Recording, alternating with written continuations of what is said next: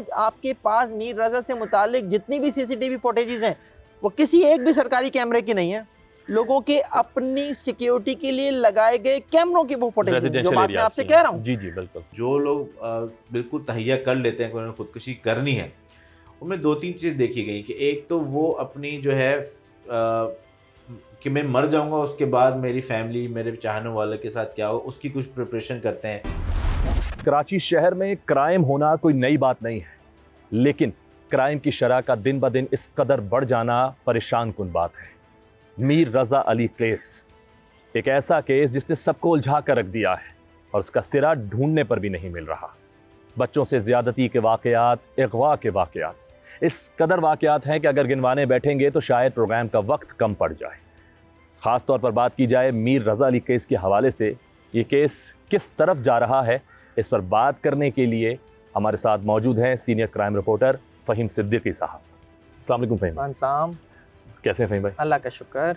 बहुत शुक्रिया वक्त निकाला हमारे लिए। Always welcome. फ़हीम भाई, मीर रजा अली केस के हवाले से सबसे पहले आपसे यही सवाल करूँगा, केस है क्या, कहाँ जा रहा है? इतने ज़्यादा रुख हैं, इतने शवाहिद होने के बावजूद कातिलों तक नहीं पहुँचा जा रहा, टाइम डिले होता जा रहा है, क्या वजूहात हैं? आप इन्वेस्टिगेट कर रहे हैं इस चीज़ को, प्लीज़ ज़रा बताइएगा। अदगल, सबसे पहले तो मैं आपसे सवाल करूंगा कि क्या आप कन्विंस्ड हैं कि ये एक मर्डर है?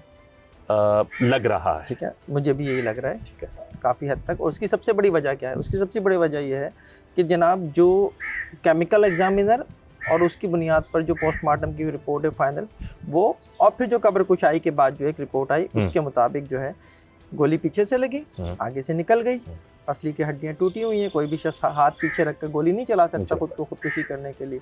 तो ये वो मेन बात है जिसकी वजह से ये कहा जा रहा है कि ये मर्डर है। लेकिन साथ ही अगर हम इसको देखें कि जनाब ये केस शुरू कहाँ से हुआ, तो हमें ये नज़र आता है कि जिन्हें खुदकुशी की तो बेपनाह शवाहिद हैं और उसके लिए बाकायदा आसार भी हैं कि घर से निकलने से पहले जो है अपने सोशल मीडिया अकाउंट्स डिलीट करना, व्हाट्सएप डिलीट करना, फाइंड माई डिसेबल करना, घड़ी घर पे छोड़ना, अपनी गाड़ी घर पे छोड़ना, फिर उसके बाद राइड बुक करके जाना, उसके बाद पैदल चलते हुए मोबाइल फेंक देना, फिर एक मखसूस वीडियो के बाद एक मखसूस मुकाम के बाद जो है उसका डिसअपेयर हो जाना, उसके बाद लाश का उसी जगह से मिलना जिस तरफ वो जा रहा था। तो उसके बाद जो है अब मसला ये है कि जो शवाहिद हैं जो इसे कत्ल की तरफ ले जाएं, वो अभी तक पुलिस के पास कुछ भी नहीं है।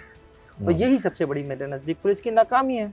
आपने इन्वेस्टिगेशन में वो फ्लॉज छोड़े हैं कि जिसकी वजह से ये केस जो है शायद अब केजीबी और शायद जो है वो CIA ही हल कर सकती है, FBI आके हल कर सकती है। कराची पुलिस की तो मुझे बस में नज़र नहीं आ रहा। एक टीम पहले थी, फिर दूसरी टीम बना दी गई, दूसरी टीम में मज़ीद किरदार ऐड हो गए, एक्टर्स ऐड हो गए, करैक्टर्स ऐड हो गए। अब उसके बाद भी वो ज़ीरो पे खड़े हैं। मैं हकीकतन ये लफ्ज़ यूज़ कर रहा हूँ कि ज़ीरो पे खड़े, और मामला चला गया अब जुडिशल कमीशन की तरफ। कि मुझे ये लगता है कि ये केस जो है वो एक क्लास हो जाएगा। अच्छा, इसमें एविडेंस नहीं मिलेंगे। पुलिस की कोशिश पहली यही होगी कि वो जुडिशल कमीशन को भी ये साबित करने की कोशिश करे कि जनाब ये एक सुसाइड है। और जब वहाँ से जो है क्रॉस क्वेश्चनिंग होगी, जब उसके ऊपर बात होगी पोस्टमार्टम की रिपोर्ट के ऊपर, कब्र कुशाई की रिपोर्ट के ऊपर, जो केमिकल एग्जामिनेशन की रिपोर्ट के ऊपर, तो उसके ऊपर जो है फिर वो आएँ बाएँ शाही करेंगे। क्योंकि अभी तक का यह है कि चूँकि केमिकल एग्जामिनेशन की रिपोर्ट में तेज़ाब का भी जिक्र है, उसमें रेजिड्यूज़ का भी जिक्र है कि उसके दोनों हाथों पर रेजिड्यूज़ थे, इस बात का भी जिक्र है कि शर्ट के पिछले हिस्से पर भी और शर्ट के अगले हिस्से पर भी रेजिड्यूज़ पाए गए। लेकिन साथ साथ उन्हें ये भी है कि कहीं कहीं तजाद भी हैं केमिकल एग्जामिनेशन की रिपोर्ट में। तो अब वो सिंध गवर्नमेंट से ये कह रहे हैं कि जनाब आप एक ऐसा माहिरीन का बोर्ड बना दें जो केमिकल एग्जामिनेशन की इस रिपोर्ट को वो करे, एनालाइज करे और अपनी फाइनल वर्डिक्ट दे। यही चीज़ हो सकता है अगर गवर्नमेंट ने अभी नहीं बनाया, जैसे कि मेरी इत्तला के मुताबिक अभी तक ऐसा कोई बोर्ड नहीं बनाया। अभी जुडिशल कमीशन के पास जाएंगे, जुडिशल कमीशन जो है वो माहिरीन को बुलाएगा। चीज़ें अभी मज़ीद कॉम्प्लिकेट होनी है इस केस में, मज़ीद वक्त लगेगा, मज़ीद वक्त। अरे जनाब, मुझे तो लगता है कि इसको शायद डिले भी इसीलिए किया जा रहा है कि पब्लिक जो है इस केस से अपना इंटरेस्ट हटा ले, अपनी तवज्जो हटा ले, उनका इंटरेस्ट ख़त्म हो जाए, तवज्जो हट जाए। तो आप जो है किसी स्टेज पे आहिस्ता आहिस्ता, क्योंकि हमारी आदत है भूल जाने की, हमारी आदत है भूल जाए, हमारी आदत है जल्दी, हमारी आदत है जल्दी भूल जाने की। तो एक स्टेज वो आ जाए कि जनाब जब अगर वो ये कहें कि जनाब ये तो खुदकुशी है, तो हम तो पब्लिक कहे कि हाँ यार कुछ मिला ही नहीं, इतना अरसा हो गया, कर तो रही थी पुलिस, नहीं मिला ना कुछ, बहुत टाइम हो चुका बहुत है, टाइम हो चुका, तो लोग मान जाए। मान जाए। तो ये बहुत ही एक कराची पुलिस की कारकर्दगी के ऊपर एक सवाल है ये केस, बिल्कुल। और मैं ये समझता हूँ कि पूरी तरह से मुझे नाकाम नज़र आई है कराची पुलिस। वो जो बैलिस्टिक सिस्टम है, जो आपका इंटीग्रेटेड बैलिस्टिक आइडेंटिफिकेशन सिस्टम है, वो 3 साल से बंद पड़ा है, तो आप आज तक ये नहीं जान सके कि वो होल उसी पिस्तौल से चलाया भी गया था या नहीं। ठीक है। जो पिस्तौल जो है वो सीसीटीवी फुटेज में अपने किचन से बहादुराबाद वाले निकालते हुए नजर आ रहा है। जब आपको यही सब कुछ नहीं पता और आप इसी में इतनी बुरी तरह से नाकाम है, तो आप आगे क्या कर लेंगे यार? भाई क्या शवाहिद को इतना डिले कर देना कि चीज़ों को, कि क्या ये प्लान का हिस्सा था कि इतने दिन बाद ये चीज़ नहीं मिल सकती, इतने दिन हो जाएंगे तो ये चीज़ नहीं हो सकती, ये सब गायब हो जाएगा, इतनी सारी चीज़ें लगता है जैसे कोई फिल्म चल रही है, कोई सस्पेंस सीरीज चल रहा है, कुछ ऐसा लग रहा है, और पता नहीं कौन से एपिसोड में जाके ये सामने आएगा हमें तो कुछ ऐसा लग रहा है। देखिए, बात यह है कि इस केस में कराया गया के ऊपर मैं इसलिए बिलीव नहीं कर रहा अभी कि पुलिस अगर वो सब कुछ करती चली गई खुद, तो जो कुछ भी हुआ उससे कातिलों को फ़ायदा ही हुआ। तो मैं ये कहता हूँ कि जनाब, इसमें पुलिस की जो एक इब्तिदाई तफ्तीश का तरीका था, उस तरीके ने ही बेसिकली इस केस को सबसे पहले ख़राब कर दिया था, और उसके बाद ये केस जो है वो संभल नहीं सका, और कराची पुलिस के लिए, पूरी कराची पुलिस के लिए एक सवालिया निशान बना, हमारे मेडिको लीगल सिस्टम पर एक सवालिया निशान बना कि यार MLO जो है वो कैसे ये रिपोर्ट दे सकता है। फॉरेंसिक साइंस जो है वो कहती है कि जो एंट्री वुंड होगा वो छोटा होगा, जो एग्जिट वुंड होगा वो बड़ा होगा, आपने उल्टा कर दिया, आपने उसके मुताबिक जो है वो अपनी रिपोर्ट बना के भेज दी। तो ये सब चीज़ें जो है हमारे मेडिको लीगल सिस्टम पर भी सवाल उठे हैं, बहुत बड़े सवाल उठे हैं, और दुनिया जानती है और हम भी हमेशा से जानते हैं कि मेडिको लीगल सिस्टम में होता क्या है, MLOs क्या करते हैं। अब अगर जुडिशल कमीशन तक बात गई है, तो मैं चाहूँगा यहाँ पे अगर कमीशन बन रहा है और पुलिस की नाकामियाँ, पुलिस की कोताहियाँ, मुजरिमाना गफलतें सामने आ रही हैं, मेडिको लीगल सिस्टम की सामने आ रही हैं, कमीशन में वो मज़ीद सामने आ जाएंगी, तो रिपोर्ट ऐसा ना हो कि कभी सामने ना आए। लेकिन जिस तरह इस केस को स्टार्ट किया गया वो वाली बात है, अगर वहीं से खामियां और कमियां नज़र आई हैं तो जाहिर सी बात है इस चीज़ की भी कहीं ना कहीं जहन में फिर रखनी पड़ेगी कि कहीं रिपोर्ट जो है वो वहाँ पे भी अपनी मर्जी ना चलाई जाए, ऐसा कुछ भी हो सकता है। देखिए, बिल्कुल पॉसिबल है, मैं तो समझता हूँ कि ये पॉसिबल है कि जनाब, अगर तो आप शवाहिद, अदालतें या जुडिशल कमीशन ये किसकी बुनियाद पे अपनी रिपोर्ट देते हैं, अपने फैसले देते हैं, इसी बुनियाद पे देते हैं ना जो उनके सामने आप रखेंगे। तो अगर आप उनके सामने रखेंगे यही कि जनाब डिजिटल मीडिया अकाउंट्स जो है वो अपने वो सोशल मीडिया अकाउंट्स वो डिलीट करके निकला था, पेमेंट ट्रांसफ़र करके निकला था, फैमिली को वॉच घर पे छोड़ के निकला था, गाड़ी घर पे छोड़ के निकला था, सुसाइड के जो हैं वो 80% वो हैं, हो सकता है वो वहाँ पे खड़े होकर तो ये कहें कि जी 99% है, सिर्फ 1% चांस है मर्डर का, तो जुडिशल कमीशन यही रिपोर्ट देगा ना यार। यही वजह है, यही वजह अर्तगल कि जो मीर रज़ा की फैमिली है वो जुडिशल कमीशन की तरफ नहीं जा रही, उसको एक्सेप्ट नहीं कर रही, वो JIT चाहते हैं, और बिल्कुल ठीक है उनका मुतालबा, क्योंकि जुडिशल कमीशन से कभी भी इस केस की आप इन्वेस्टिगेशन नहीं करा सकते।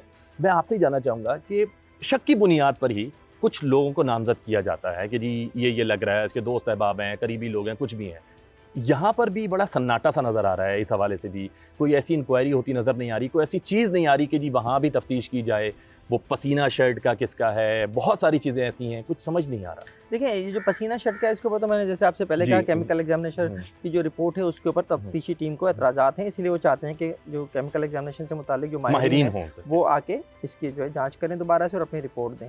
लेकिन जो आपने दूसरी बात की ना कि शक का इजहार, तो शक का इजहार डेफिनेटली जो है वो तफ्तीश की गाड़ी तो चलती ही शक के पेट्रोल से, तो शक का इजहार किया गया।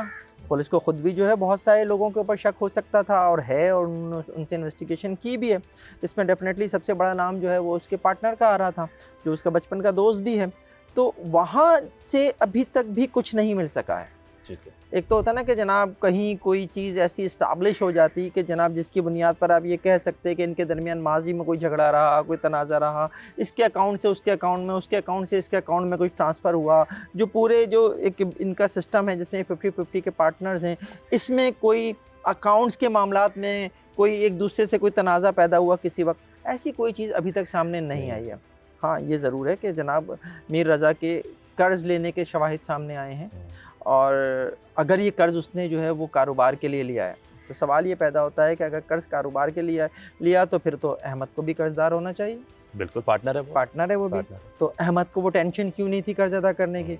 इट्स मीन एक लम्हे के लिए हम सोचते हैं कि जी ये सिर्फ़ और सिर्फ कर्ज़ जो है वो अहमद ने ओ सॉरी मीर रजा ने अपने लिए लिया था, जैसे कि कुछ और करना चाह रहा हो अकेले में, कुछ और करना ठीक है। चाह रहा हो। उसके अलावा जो उसके बाइनेंस के हवाले से हम्म। चीज़ें सामने आई हैं, जो उसके क्रिप्टो करेंसी के हवाले से चीज़ें सामने आ रही ट्रेडिंग में हैं, इन्वेस्ट करना चाह ट्रेडिंग रहा हो। इन्वेस्ट करना चाह रहा हो, उसके लिए उसने किया हो। वहाँ पे हो सकता है उसे नुकसान हुआ हो, वो किसी का पैसा हो, वो पैसा जो है वो अब किसी को लौटाना चाह रहा हो, क्योंकि जो उसके मैसेजेस हैं आखिरी जो उसने दोस्तों को किए, किसी से 3 करोड़ मांगे, किसी से 80 लाख की इन्वेस्टमेंट मांगी, किसी से फ्लैट मांगा कि मुझे फ्लैट जो है वो मिल जाए तो मैं उसको जो है घुमा दूँ।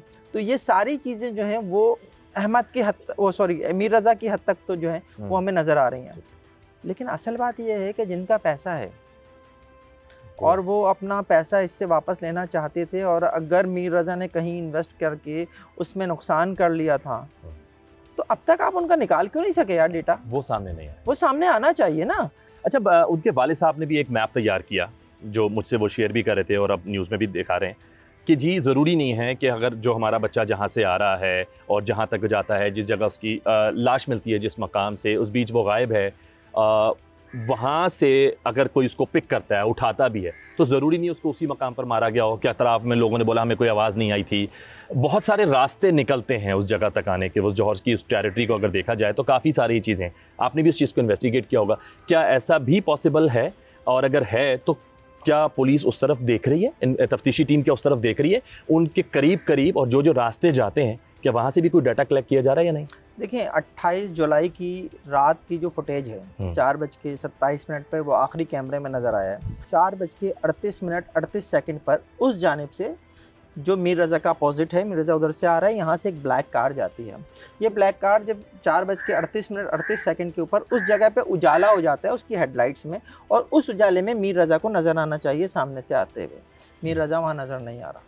ये जो टाइम है ये 4:38:27 से लेके और 38 तक 11 सेकंड ये, और जिस वक्त तक जो है वो गाड़ी जो है वो नज़र आती रही है कैमरे में वो 57 सेकंड्स हैं।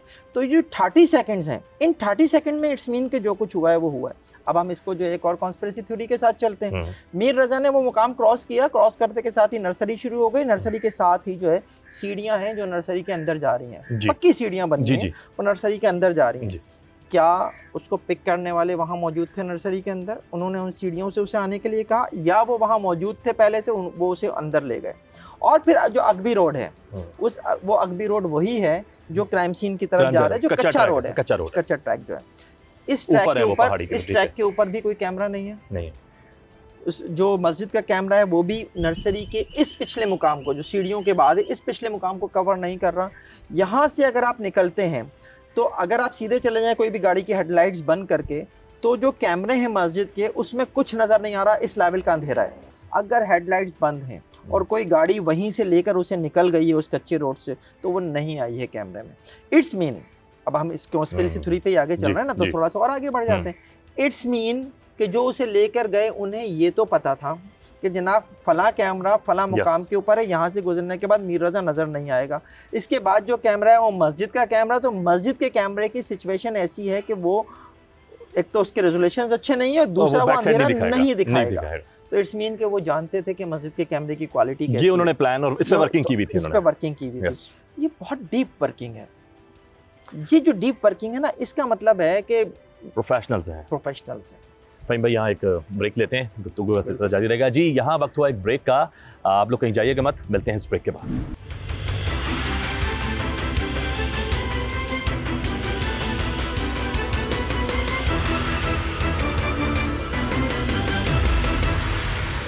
जी वेलकम बैक। फ़हीम भाई, पुलिस के हवाले से जिस तरह चीज़ें आपने सामने रखी हैं, बहुत सारी चीज़ें अब क्लियर हो जाएंगी लोगों को, लेकिन हम इस पुलिस पर भरोसा करके इस शहर में रह रहे हैं, यहाँ से निकलते हैं, अपने कामों पे जाते हैं, बहुत सारी चीज़ें। लेकिन अगर इस तरीके की नाअहली सामने आएगी, कोताहियाँ आएंगी केसेस में, तो फिर क्या मैं ये समझूँ कि शहर में जो क्राइम बढ़ता जा रहा है, दीगर क्राइम हैं जिसमें बच्चों के अगवा के वाक़यात बहुत ज़्यादा होते जा रहे हैं, जिनसी जराइम बहुत ज़्यादा बढ़ती जा रही हैं, बहुत सारे वाक़यात हैं इस तरीके से, तो क्या यही वजह है? देखिए, जब मैं आपके सवाल का जवाब दूंगा ना, तो बहुत से लोग नाराज़ भी होंगे और मेरे सवाल को जो किसी और जानिब ले जाया जाएगा, जवाब को, सॉरी। अच्छा। लेकिन मैं जवाब दूंगा। लेकिन दुनिया भर में लोकल पुलिसिंग को अहमियत दी जाती है, और उसकी वजह यह है कि लोकल पुलिसिंग जो है उसकी कामयाबी का जो इम्कान होता है वो बहुत ज़्यादा होता है। उसकी वजह क्या है?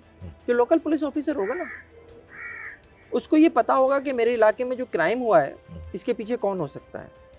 उसको उस तक पहुंचने के लिए ह्यूमन इंटेलिजेंस की सपोर्ट हासिल होगी, क्योंकि वो लोकल होगा तो उसे पता होगा और उसके साथ लोग ताउन करेंगे। तीसरी बात ये है कि जब कोई क्राइम होगा तो सुबह सबसे पहले उससे नाश्ते की टेबल पर उसकी फैमिली पूछेगी, उसकी बीवी, उसकी माँ, उसके बच्चे पूछेंगे कि क्राइम हुआ था, मुलजिमान पकड़े गए, नहीं पकड़े गए। तो ये जो प्रेशर है ना, फैमिली प्रेशर, ये बहुत इंपॉर्टेंट है। फिर उसके दोस्त, अहबाब, रिश्तेदार वो पूछेंगे, यार वो तुम ऑफिसर हो इलाके में, ये क्राइम हुआ है, मुलजिमान पकड़े गए, नहीं पकड़े गए। वो उन तक पहुंचना जाएगा, ह्यूमन इंटेलिजेंस की मदद लेगा, मुलजिमान तक पहुंच जाएगा।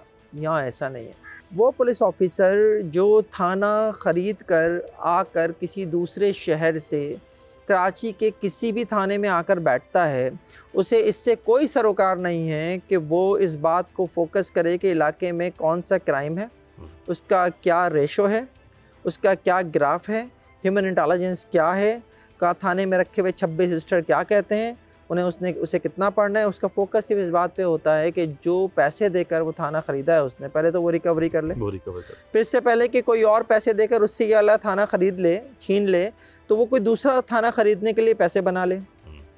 तो जिसके ऊपर ये वाले प्रेशर हों, उसके ऊपर पुलिसिंग का प्रेशर तो नहीं होगा। तो ये सबसे बड़ी वजह है कि हमारी पुलिस की नाकामी की, कराची पुलिस की नाकामी की सबसे बड़ी वजह यह है कि उन्हें पता ही नहीं है कि क्राइम को कंट्रोल कैसे करना है। और ज़्यादातर केसेस में देखा यही जा रहा है, पड़ोसी होता है, चाचा है, मामा है, ताया है, रिश्तेदार हैं, यही देखा वो जा रहा है। कैसे हल नहीं कर पाते कराची पुलिस, वो कैसे हल नहीं कर पाती। मुझे तो हैरत और अफसोस होता है कि यार कर क्या रहे हो आखिर, क्यों रिजल्ट्स नहीं है। और रिजल्ट्स ना होने से जो आपकी वाली बात, जिससे आपने सवाल का आगाज़ किया था कि आम आदमी में पुलिस पर से एतमाद जो है वो ख़त्म होता चला जा रहा है। इस शहर में प्राइवेट सिक्योरिटी गार्ड जैसा जो है इस वक्त बिजनेस जो है वो पनपता हुआ बिजनेस, करोड़ों रुपए जिससे जो है प्राइवेट सिक्योरिटी कंपनीज कमा रही हैं, वो क्यों है? सिक्योरिटी देना तो पुलिस का काम है ना, बिल्कुल है, कानून नाफिज करने वाले इदारों का काम है ना। आज आप हर गली के कोने पे यहाँ देख लें, बाहर निकल के कितने गार्ड्स खड़े हुए, 24 घंटे यहाँ गार्ड होता है गली में, हर गली में आपको मिलेगा। तो क्यों है भाई? नहीं होना चाहिए था ना, ये आपका काम था सिक्योरिटी देना। आप सिक्योरिटी देने में चूंकि नाकाम है, इसलिए लोग जो है वो मुतबादिल की तरफ जा रहे हैं। लोग अपने घरों पे खुद कैमरे लगा रहे हैं। मीर रज़ा में क्या हुआ, ये अगर BRT लाइन जो अभी तक नहीं बन सकी, BRT अगर बन चुकी होती, जितना टाइम इसको लगा है, तो ये BRT बन चुकी होती, इसके ऊपर कैमरे लग चुके होते, बहुत रशी एरिया होता है ये, ठीक है ना, कैमरे लग चुके होते, उन कैमरों में आ जाता मीर रज़ा कहाँ जा रहा है। आज आपके पास मीर रज़ा से मुतालिक जितनी भी CCTV फुटेजेस हैं, वो किसी एक भी सरकारी कैमरे की नहीं है, लोगों के अपनी सिक्योरिटी के लिए लगाए गए कैमरों की वो फुटेज, जो बात मैं आपसे कह रहा हूँ। जी जी बिल्कुल, यार ये काम तो सिक्योरिटी देना जो पुलिस का था, लोगों ने अपने लिए सिक्योरिटी कैमरास क्यों लगाए हैं? क्योंकि पुलिस और उसी के जरिए आप तक जो है वो किसी हद तक जो चीजें पहुंची भी हैं, लेकिन फिर उसके बावजूद आप कुछ नहीं कर पा रहे हैं। पिछले दिनों काफी शोर उठता है, ये जो हम सिक्योरिटी के हवाले से कैमरास लगाए गए हैं, ई चलान सिस्टम के हवाले से बड़ी एक गहमा गहमी नजर आई, और इसमें ये हो जाएगा, वो हो जाएगा, हम चोर को पकड़ लेंगे, हर चीज़ कर लेंगे, लेकिन खामोशी है, नाकामी है। उसके थ्रू कुछ भी नहीं पकड़ा जा रहा, सिर्फ चलान ही हो रहे हैं, लोगों को पकड़ा जा रहा है बगैर हेलमेट के, इन चीज़ों के, जिस मकसद के लिए असल में भी इस्तेमाल होना चाहिए। यानी कि मैं चाह रहा हूँ ताकि कि अगर खुदा ना खास्ता कोई गाड़ी चोरी हो रही है, बाइक चोरी हो रही है, कोई कत्ल हो रहा है, कोई कातिल फरार हो रहा है, कोई डकैती करके जा रहा है, इस हवाले से खामोश क्यों हो जाते हैं कैमरे? देखिए, आप गलत आदमी से गलत सवाल करते हैं जब मैं जवाब देता हूँ तो फिर प्रॉब्लम शुरू हो जाती है। देखिए, ये जो ई चलान के लिए आप कैमराज लगा रहे थे ना, एक तो ये सेफ सिटी प्रोजेक्ट आज का नहीं है, पुराना है, अब तो 10-12 साल हो चुके हैं। आपको इससे पहले इसको कर लेना चाहिए था, लेकिन आज भी आप पूरे शहर को सेफ सिटी नहीं बना सके। आपने मखसूस एरियाज में मखसूस कैमराज मखसूस वजूहात की बिना पर लगाए हुए हैं, ठीक है, और फिर आप उससे सिर्फ ई चलान का काम ले रहे हैं। सेफ सिटी का मतलब ई चलान नहीं है, सबसे पहले तो ये वाजे हो जाए। ई चलान का जो कॉन्सेप्ट था वही गलत है।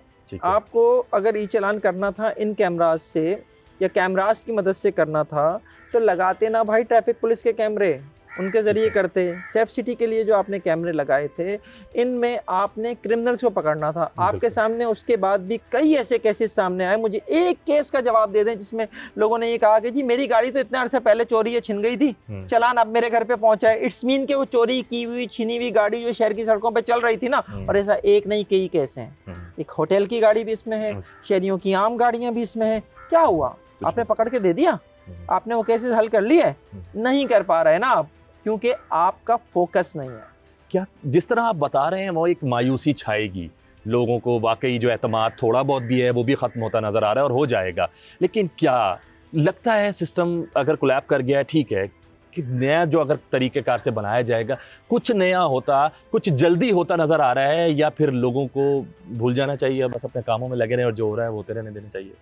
मीर रज़ा शहर का बेटा है ना। बेशक है। कितने लोग एहतिजाज के लिए निकल रहे हैं? अगर उस तरीके से देखा जाए तो आटे में नमक के बराबर ही है। शहर की आबादी अगर 3 करोड़ है, मैं इसको जो है कहता हूँ कि उसमें मर्द, औरत, बूढ़े, बच्चे सब शामिल हैं। निकाल दें जनाब, 1 करोड़ का कहते हैं मैं कि 1 करोड़ नौजवान है शहर में, खाली हैं 1 करोड़ रोड पे। नहीं यार आटे में नमक भी ज्यादा कह रहे हो आप, शायद, ठीक है ना? तो रिस्पॉन्स नहीं उंगलियों पे गिनने के लिए जी 400 लोग, 500 लोग, इससे ज्यादा लोग एहतिजाज में नहीं होते। तो मीर रज़ा शहर का बेटा था ना यार, निकलते ना। मसला सारा ये है कि लोग जो हैं उन्हें आपने इतनी चीज़ों में उलझा दिया है कि वो किसी और जानिब तवज्जो ही नहीं दे रहे। अपने जो उनका वो होता है ना कि यार आप कोलू का बेल उसके साइडों में वो लगा दिया था, बस वो उसी पे रोड पे चलता रहता है। तो आपके आवाम के साइडों में भी कोलू के बेल वाली उसी तरह से वो बांध दी गई है कि आपने सिर्फ सामने देखना है। सामने क्या है? घर का राशन, बच्चों की स्कूल की फीस, किराए का मसला, और सबसे बढ़कर जो बजट वो 30 दिन के बाद बनाता था कि यार पेट्रोल रेट्स ये होंगे, मैं 30 दिन का बजट बना लूं, अब वो उसे डेली बनाना है, रात को 12 बजे के बाद बनाना है बैठ के। तो कहाँ से यार वो निकलेगा? मैं तो कहता हूँ मीर रज़ा के लिए तो फिर उसकी फैमिली निकल आई है किसी हद तक, उसके दोस्त निकल आए हैं किसी हद तक। इस शहर का तो हाल ये है कि लोगों के शायद अपने घर में एक वक्त में आ जाएगा कि मैयत पड़ी होगी, वो किसी क्राइम के नतीजे में पड़ी होगी या किसी हुकूमती नाकामी की सूरत में पड़ी होगी, और लोग जो हैं वो सिर्फ उसे दफनाने के हद तक फोकस रखेंगे। इस केस पर तो बहुत सारी लोगों की नज़रें हैं। मीर रज़ा अली हाई प्रोफाइल केस है, हर चीज़ है, लेकिन साथ ही आप देखें कि क्राइम के हवाले से वो एक बच्ची का वाक़या है, एज़ल बच्ची है छोटी सी, उसके साथ भी है। अगर देखा जाए तो उसके ख़िलाफ़ जो चीज़ हो रही है, जैसे भी है, उसके हक़ में भी उस तरह आवाज़ नहीं उठ रही। उनकी जो वालिदा हैं वो भी सड़कों पर आ रही हैं, एहतजाज का हिस्सा बन रही हैं, कोशिश कर रही हैं। वहाँ क्या कमज़ोरियाँ नज़र आ रही हैं? आपने जैसे कहा बहुत आसान है, और कातिल जो है वो तो अरेस्ट किया गया है, तो उसके बावजूद भी ना कोई सज़ा दी जा रही है, ना इंसाफ दिया जा रहा है, क्यों? देखें, ये वली वाला मामला तो अभी का है ना। जी जी। मुस्तफ़ा आमिर को कत्ल हुए कितना अरसा हो गया? साल से ज़्यादा हो गया? तकरीबन 2 साल होने वाले हैं। साल से 1.5 साल होगा। हाँ, 2 साल होने वाले हैं। 1.5 पौने 2 साल, 18 महीने मेरे ख्याल में हो गया। जनवरी का वाक़या था, 2025 का 6 जनवरी। जी जी। क्या अरमगान को सज़ा हो गई? नहीं हुई ना। अभी तो केस भी प्रॉपर चलना शुरू नहीं हुआ। उनकी वालिदा भी इंसाफ की तलाश में है। उसकी दरख्वास्त ज़मानत पर फैसला भी महफूज हो गया है। तो भाई इंसाफ नहीं मिलता तो फिर वो जुमला जिसकी जो बहुत ही बड़ा है मेरे नज़दीक कि इंसाफ में ताख़ीर इंसाफ की मौत है, तो फिर तो मौत हो गई ना। तो ना तो वजिया आमिर की लिए भी इंसाफ की मौत हो चुकी है, मुस्तफ़ा आमिर का फैसला नहीं आया। तो वली की वालदा तो अभी चंद दिन की बात है यार, कातिल पकड़ा गया, चला के केस निपटा दो ना, सारे शवाहिद हैं। लेकिन अदालतों के पास इतना शायद वक्त ही नहीं है, या उनके पास काम का बोझ इतना है कि वो फैसले वक्त पे नहीं सुना पाती। फैसला उस वक्त सुनाती हैं, वो किसी मुलजिम को उस वक्त बरी करती हैं जब वो जेल में अपनी ज़िंदगी पूरी कर चुका होता है, या वो जेल से आप उस वक्त उसे बरी करने का हुक्म देते हैं जब वो जो है पता चलता है कि उसकी तो जेल में मौत हो गई। ऐसे केसेस हैं ना हमारे यहाँ, बेपनाह है, और अदलिया की जानिब से ही है ना, ऐसे केसेस रिपोर्ट हुए हैं हमारे यहाँ मीडिया में। तो जो ये जो जुडिशल सिस्टम है, इसको भी जो है ना आपको जो है वो बेहतर करने की सबसे पहले उसकी ज़रूरत है। अगर आपने अपना जुडिशल सिस्टम बेहतर कर लिया तो नीचे चीज़ें खुद ब खुद बेहतर हो जाएंगी। जुडिशल सिस्टम बेहतर नहीं है ना, इसलिए जुडिशल कमीशन पे मीर रज़ा की फैमिली को एतमाद नहीं है। अगर आप 123वें नंबर पर अपने जुडिशल सिस्टम के किसी जज को लाकर जो है आप उससे मीर रज़ा केस की तहकीकात कराएंगे तो मुझ समेत, उसकी फैमिली समेत किसी को एतमाद नहीं होगा। क्योंकि आपकी रैंकिंग 123वीं है। आप होते ना 100 प्लस में, आप होते ना 100 में, आप होते ना अंडर 10 में, तो खुद कहते हाँ अब आएगा मजा, और अब आएंगे कातिल सामने। कहा यही जाता कि ये बना दी जाए, बिल्कुल, लेकिन नहीं। ठीक है, अच्छा फ़हीम भाई ये बताइएगा कि माशाल्लाह आपके सहाफ़त का करियर तो सबके सामने है, इतना कुछ है, इतने केसेस हैं, क्या मीर रज़ा अली केस जैसा कोई इससे रिलेट करता हुआ, इतना गंभीर, इतना उलझा हुआ, इतना परेशान कुन केस पहले था या यही पहला है? यार मैंने दर्जनों केसेस तो नहीं कहूँगा, मैंने हज़ारों केसेस देखे होंगे। यार मुझे ऐसा कोई दूसरा केस नहीं नज़र आया आज तक जिसमें जो इतना गुंजलक हो, इतना कॉम्प्लिकेटेड हो, जिसमें कोई क्लू ना मिल रहा हो। बेनज़ीर भुट्टो का कत्ल केस था, स्कॉटलैंड यार्ड ने आके तहकीकात की। क्या आज इस मीर रज़ा के केस में आपको स्कॉटलैंड यार्ड की मदद लेनी पड़ेगी?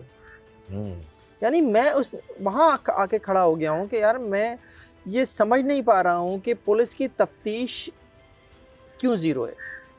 आपकी सलाहियतें ख़त्म, आपकी जो भी एबिलिटीज़ इस हवाले से थी कि आप इन्वेस्टिगेटर हैं, आप किसी क्राइम सीन को लेकर जब आगे बढ़ेंगे तो आप मुल्ज़िमान तक पहुँच जाएंगे, वो नहीं है। इट्स मीन कि आपके पास वो इन्वेस्टिगेटर ही नहीं बचे हैं शायद, या आप काम नहीं करना चाहते। तो ही बात है। यस, तीसरी तो कोई नहीं हो सकती। नहीं हो सकती, कुछ है ही नहीं। थैंक यू फ़हीम भाई।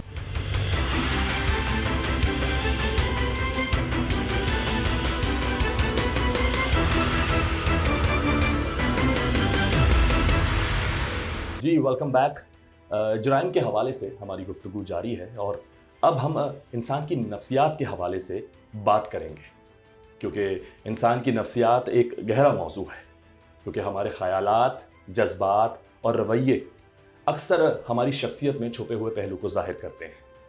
और इंसान पर ऐसा कौन सा वक्त आता है जब वो इतने दबाव का शिकार हो जाता है कि या तो खुदकुशी कर लेता है या फिर दूसरों की जान ले लेता है और जुर्म की दुनिया की तरफ निकल जाता है।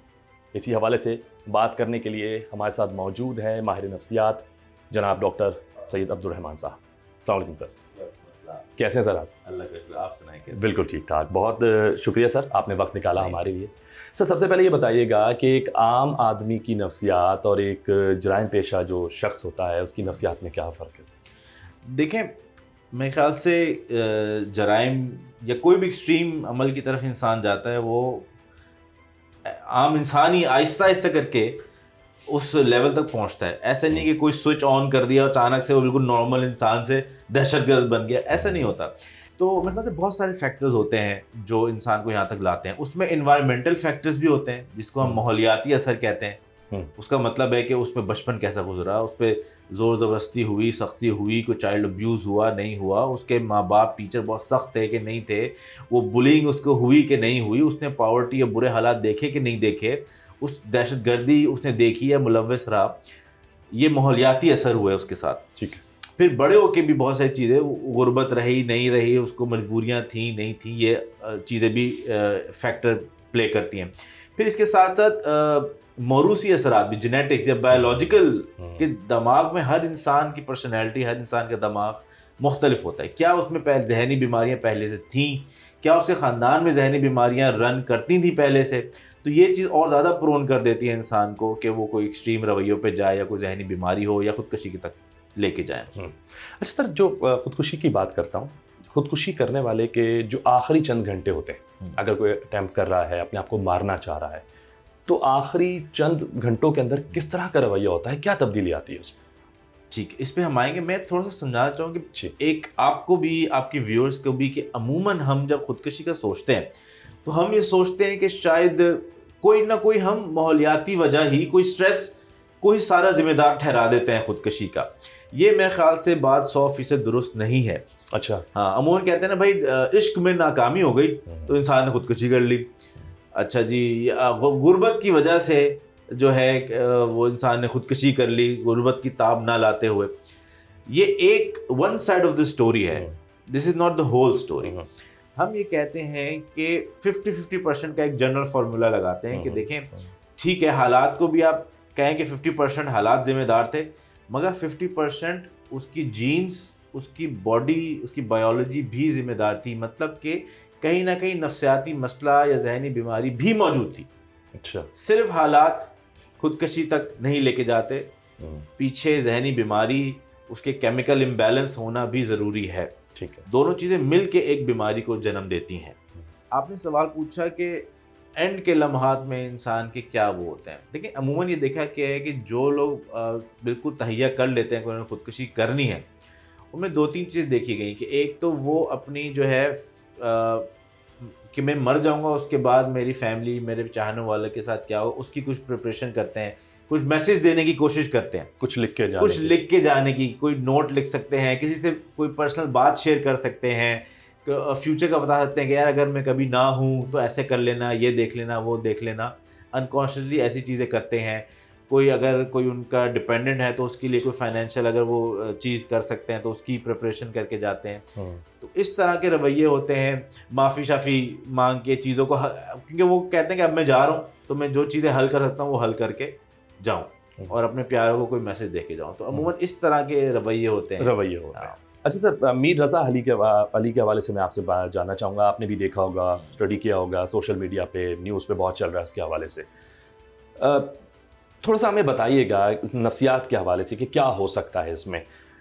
जिस रात वो घर से निकला और उसका कत्ल हुआ या ख़ुदकुशी की, वॉट एवर, जो अभी तक सही डिसाइड ही नहीं हो पा रहा, हालांकि मेडिकल रिपोर्ट ने उसे कत्ल जाहिर कर दिया है। घर से निकलता है सर, उससे पहले वो कुछ अमाउंट है जो अपने वालिदैन के अकाउंट में ट्रांसफ़र करता है, कुछ कैश अपनी जो मम्मा हैं उनके सरहाने पे भी रख देता है, अपने सोशल मीडिया के तमाम अकाउंट्स डिलीट कर देता है, गाड़ी को खाली करता है जो फुटेज में देखा जा रहा है, सब चीज़ें घर में रखता है, फिर गाड़ी में नहीं जाता, कैब बुक करवाता है। और कैब वाले से बात की गई तो उसने बोला कि वो मैसेज, मतलब उसको जो मैसेज मौसूल हो रहे थे या क्या था, जिसपे उसने बोला कि आप अपनी लोकेशन से नहीं मेरी लोकेशन से चलिएगा। और सही रहा, नॉर्मल रहा, गाने लगाने की भी बात की। फिर PCHS से यूनिवर्सिटी रोड तक जाता है, वहाँ भी कुछ फुटेज में नज़र आ रहा है, अपना मोबाइल फेंक रहा है, उसके बाद उसका कत्ल हो जाता है। अगर तो ये खुदकुशी होती या है तो इतनी दूर जाकर मारना और ये सब चीज़ें करना, ये क्या नफ्सियात हो सकती है? देखिए, अभी तो खैर इन्वेस्टिगेशन जो है वो ऑन गोइंग है, कई वसूख से नहीं कह सकते कि मर्डर है कि सुसाइड है। पर जो आपने बातें बताई हैं वो कुछ चीज़ें सुसाइड की तरफ भी पॉइंट करती हैं। जैसे मैंने आपसे कुछ पहले ही बात की कि जब बंदा सुसाइड प्लान करता है तो वो अपने नामुकम्मल चीज़ों को जल्दी से मुकम्मल करके और अपने चाहने वालों के लिए कुछ रिलीफ रख के जाने की कोशिश करता है। जो अकाउंट्स ने डिलीट किए, ये एक चीज़ मुकम्मल करने वाली चीज़ थी ना, कि ताकि कोई निशान ना रहे। फिर पैसे ट्रांसफ़र करना वालिदैन के अकाउंट में, ये भी खुदकुशी की तरफ कुछ ना कुछ। ज़रूरी नहीं खुदकुशी हो, हम सिर्फ इसकी इन चीज़ों की बात कर रहे हैं। जी बिल्कुल, कहाँ पॉइंट कर सकते हैं, हम नफ्सियात पर बात कर रहे हैं। तो अमूमन जो खुदकुशी लोग करते हैं ऐसी हरकतें करते हैं कि मैं चीज़ें, जैसे बच्चे या बीवी हैं तो अकाउंट में पैसे वैसे ट्रांसफ़र कर दूँगा मेरे मरने के बाद, ताकि ये सुकून से रह सकें, इनको परेशानी ना हो। तो गाड़ी में चीज़ें वीज़ें खाली करना और कुछ लिख कर चला जाओ, कुछ लिख के चले जाओ, आइडिया हो जाए कि आइडिया हो जाए, हाँ, वो उनको रिलीफ मिले मेरे बाद। तो ये चीज़ें कुछ ना कुछ पॉइंट, जो ये हरकतें जो आपने अभी बताई हैं, ये कुछ पॉइंट करती हैं कि सुसाइडल जिसके बाद टेंडेंसी वो ऐसा करता है, तो ये कुछ ना कुछ तो पॉइंट करती हैं कि सुसाइडल टेंडेंसी, सुसाइडल चीज़ हो सकती है। हो सकती है जरूरी नहीं है इस केस में हो, जरूरी नहीं है कि इस केस में हो। हम सिर्फ इन चीज़ों पे बात कर रहे हैं कि कुछ चीज़ें सुसाइड में हमने कॉमन देखी, जैसे नोट लिखना। अगर कोई नोट लिख के जाए किसी भी किस्म का हो तो वो पॉइंट करता है कि यार सुसाइड होने के चांसेस हैं, क्योंकि अक्सर लोग ऐसा करते हैं सुसाइड में। अच्छा सर, मैं ये जानना चाहूँगा, जैसे नोट लिखने की बात है और ओवरऑल आपने कहा किसी से कुछ शेयर कर लेता है इंसान, जो भी इस तरह का स्टेप उठा रहा होता है। आखिरी के दिनों में या आखिरी के घंटों में जब हमने बात की थी, आपसे सवाल किया था उसी हवाले से, कि क्या उसके रवैये में ये तब्दीली भी आती है कि अगर वो उसके जो अतराफ़ में लोग हैं, फैमिली मेम्बर्स हैं, वो उनके साथ ज़्यादा खुश इखलाकी से पेश आता है या फिर उदासी छाई रहती है? कुछ ऐसा भी होता है? एक्चुअल में बड़ी इंटरेस्टिंग चीज़ है ये देखा गया है कि जो पक्का तहैया कर लेता है खुदकुशी करने के लिए, वो एंड के दिनों में ज़्यादा खुश और हैप्पी सा नज़र आता है। उसको रिलीफ मिली होती है कि अब उस खुदकुशी जो कर रहा होता है बेसिकली वो बहुत उसके माइंड में तो बहुत स्ट्रेस और टेंशन होती है, वो बहुत परेशान होता है। उसको हल ही खुदकुशी दिख रहा होता है कि मेरी सारी परेशानियाँ, टेंशन इससे ख़त्म हो जाएंगी। यही मोटिव होता है ना अमूमन। तो वो जब तहैया कर लेता है तो वो रिलैक्स हो जाता है, चलो अब तो सब मेरी टेंशन ख़त्म होने वाली है। तो वो ज़्यादा खुश इखलाक भी हो जाता है, ज़्यादा खुश भी नज़र आता है एंड के दिनों में जब वो खुदकुशी करने वाला होता है। तो ये आपने बात बहुत अच्छी की कि बहुत सारे केसेस में ये देखा गया है कि वो अचानक से बहुत स्ट्रेसफुल बंदा बिल्कुल रिलैक्स नज़र आने लगता है और लोग बहुत खुश होते हैं कि यार तुम तो बड़े तब्दील हो गए, बड़े बेहतर लग रहे हो माशाल्लाह से। मगर वो कभी का बड़ा ये सिनिस्टर प्लान होता है उसके पीछे। अच्छा सर, नफ्सियात क्या कहती है? अगर कोई अपने आप को मारने वाला है, लेकिन अगर उसने अपने आप को गोली मारनी है, तो सबसे बेस्ट जगह उसके लिए क्या होगी? अगर वो अपने घर में मौजूद है, ऑफिस में मौजूद है, मतलब जहां पर भी है, या फिर वो किसी स्पेसिफिकली किसी जगह पर जाकर अपने आप को टारगेट करेगा, क्या ऐसा भी हो सकता है? देखिए अमूमन इसमें हम दो किस्म, जब लोग अपने आप को नुकसान पहुंचाते हैं ना, हम इसको दो कैटेगरी में डिवाइड करते हैं। एक तो ट्रू सुसाइड होता है, खुदकशी का इंटेंट और खुदकशी। दूसरा हम एक डिलिबरेट सेल्फ हार्म होता है, मतलब कि अपने आप को, एक इंसान अपने आप को नुकसान तो पहुंचा रहा है मगर उसका अल्टीमेट गोल अपने आप को जान से मारना नहीं है।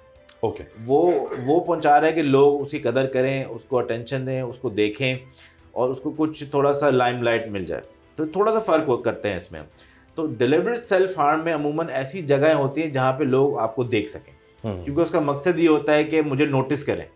ओके। अगर मैं हाथ काट रहा हूँ, लोग मुझे टेंशन दे रहे हैं, कोई मुझे सुनता नहीं है और मुझे कोई खातिर ख्वाही नहीं लाता, तो मैं ऐसी जगह काटूंगा सब लोग देखें, मुझे रोकें और थोड़ा सा ड्रामा सा फैल जाए। हाँ। ठीक है, वो मकसद होता है। पैम्पर किया जाए, फिर ख्याल हाँ, भी रखा नहीं जाए। नहीं अच्छा तुम्हारी बात मानेंगे, अब नहीं करना।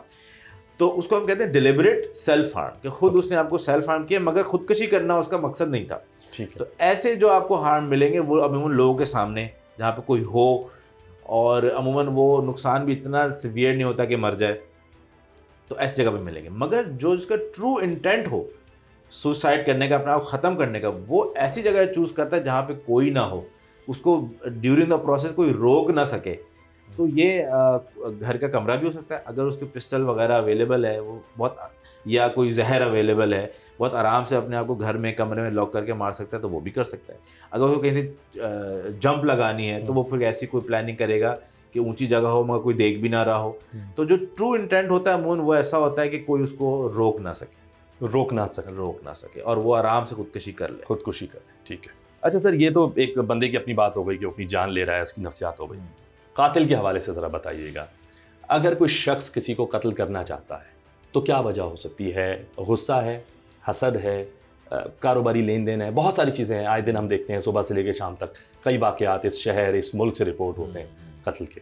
तो ज़रा कातिल की कोई नफ्सियात बताएं कि क्या वजह होती है कि आखिर वो जान लेने पर आमादा हो जाता है किसी। देखें, कोई भी बड़ा जुर्म या कत्ल ये मल्टीफैक्टोरियल होते हैं। कोई एक चीज़ पे आप पॉइंट नहीं कर सकते कि क्योंकि बस ये है इस वजह से कत्ल होते हैं, ऐसा नहीं है। बहुत सारे फैक्टर्स मिलके जो है इस नतीजे पे पहुंचता है। मैं आपको मिसाल दूं कि कुछ जगहों पे एक ख़ानदानी तासुब होता है तो कत्ल करना बहुत आसान होता है, ख़ासतौर पर हमारे KPK के इलाके में होता है कि आपका किसी रिश्तेदार को मारा होता है, आप उसके बदले दूसरे रिश्तेदार को मार देते, जो ख़ानदानी दुश्मनियाँ जिससे चलती हैं। तो एक ये नफ्सियात है। फिर एक नफ्सियात एक ये है कि अगर मुल्क में अकाउंटेबिलिटी नहीं है, यह पता है सबको कि मैं कोई जुर्म कर जाऊंगा तो मैं पकड़ा जाऊंगा, ना मुझे कोई सज़ा होगी, तो ये भी रेट को बढ़ा देती हैं। ये भी एक फैक्टर है। फिर ये है कि उसकी तरबियत कैसी हुई है और क्या उसने बहुत हेट और लड़ाई और ये सब देखा है, कत्ल व गारत बहुत उसके लिए आसान है, तो ये भी एक बहुत आसानी हो जाती है। तो जो कत्ल हो, अब पैसों का लेन देन है, बहुत बड़ा पैसों का कोई लेन देन है, तो वो भी एक वजह बन सकती है। तो जो ये क्राइम है ना, कत्ल करने का या दूसरे बड़े क्राइम भी, वो मल्टीफैक्टोरियल होते हैं, बहुत सारे फैक्टर मिलते हैं और सब जो है 100% अलाइन करें तो फिर ये जुर्म हो जाता है। बहुत शुक्रिया sir, thank you so much. जी देखा आपने, जुर्म कोई भी हो मुआशरे के लिए जहर कातिल होता है। आज के दौर में बच्चों के साथ ज़्यादती, कत्ल और ख़ुदकुशी का आम होना मुआशरती और मुआशरी बदहाली को ज़ाहिर करता है। अगर हम इससे मुआशरी, इखलाकी और नफ्सियाती तौर पर निमटने की कोशिश करें, क़वानीन को सख्त करें, तो काफ़ी हद तक जराइम पर काबू पाया जा सकता है। आज के लिए बस इतना ही। अपने मेज़बान अर्तगरल चौधरी समेत प्रोग्राम की टीम को दीजिए इजाज़त। अगले शो में फिर मुलाकात होगी। अल्लाह हाफ़िज़।